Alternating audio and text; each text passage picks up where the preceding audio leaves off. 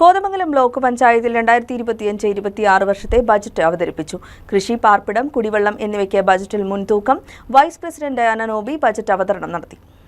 54,10,75,892 രൂപ വരവും 52,02,86,000 രൂപ ചെലവും 20,78,09,892 രൂപ നീക്കിബാക്കിയുമുള്ള ബഡ്ജറ്റാണ് അവതരിപ്പിച്ചത്. കൃഷി, ക്ഷീരവകുപ്പ്, മണ്ണ് ജലസംരക്ഷണം, വ്യവസായ പരിശീലനം ഉൾപ്പെടെ ഉൽപാദന മേഖലയ്ക്ക് 2,24,13,500 രൂപ, യുവജനക്ഷേമം 10,50,000 രൂപ, ആരോഗ്യമേഖല 1,03,00,000 രൂപ, ശുചിത്വം, കുടിവെള്ളം 1,07,90,000 രൂപ, ഭവന നിർമ്മാണം 8,97,97,400 രൂപ, ശാരീരിക മാനസിക വെല്ലുവിളി നേരിടുന്നവർക്കുള്ള പരിപാടികൾക്ക് 28 ലക്ഷം രൂപ, വൃദ്ധ അഗതി ക്ഷേമം 5 ലക്ഷം രൂപ, തൊഴിലുറപ്പ് 30 കോടി രൂപ, പട്ടികജാതി ക്ഷേമം 1,55,100,000 രൂപ, പട്ടികവർഗക്ഷേമം 50,10,000 രൂപ, കുട്ടികൾ അങ്കണവാടികൾ 36 ലക്ഷം രൂപ, സേവന മേഖലയുടെ മറ്റ് പ്രവർത്തനങ്ങൾക്ക് 1,92,92,148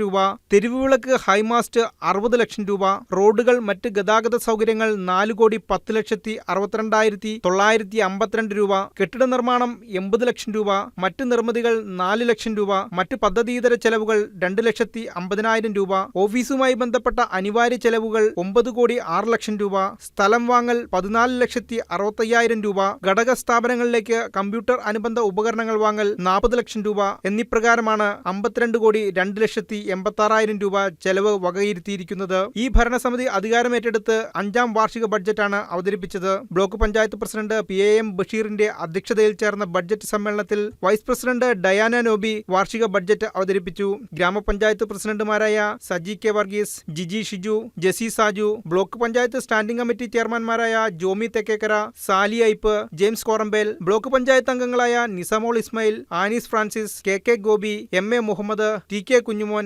Lissy Joseph, Asha James, BDO Amitha CO, joint BDOമാരായ MS Siddique, MS Manoj, head account Ambili KK തുടങ്ങിയവർ സംസാരിച്ചു. ഉയർന്ന ജനസാന്ദ്രതയുള്ള ദീർഘദൂര പരിധിയുള്ള ഈ ബ്ലോക്ക് പഞ്ചായത്ത് പരിധിയിൽ കാർഷിക മേഖലയ്ക്കും ഭവന നിർമ്മാണത്തിനും കുടിവെള്ളത്തിനും ശുചിത്വത്തിനും ആരോഗ്യ മേഖലയ്ക്കും മുൻഗണന നൽകിക്കൊണ്ടുള്ള ബഡ്ജറ്റാണ് ഇവിടെ അവതരിപ്പിച്ചിട്ടുള്ളത്.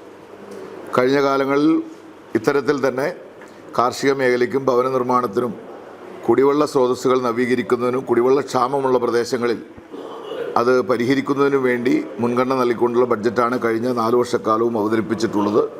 ഈ വർഷവും അത്തരത്തിൽ തന്നെയുള്ള ബഡ്ജറ്റ് അവതരിപ്പിക്കുകയാണ്. അതോടൊപ്പം തന്നെ വന്യമൃഗശല്യം അതിരൂക്ഷമായ ഒരു ബ്ലോക്ക് പഞ്ചായത്താണ് കോതമംഗലം ബ്ലോക്ക് പഞ്ചായത്ത് പരിധി. ആ വന്യമൃഗശല്യം തടയുന്നതിന് വേണ്ടി കഴിഞ്ഞ സാമ്പത്തിക വർഷം തന്നെ 50 ലക്ഷത്തോളം രൂപ ഈ ബ്ലോക്ക് പഞ്ചായത്ത് പദ്ധതി ഏറ്റെടുത്തിട്ടുള്ളതാണ്.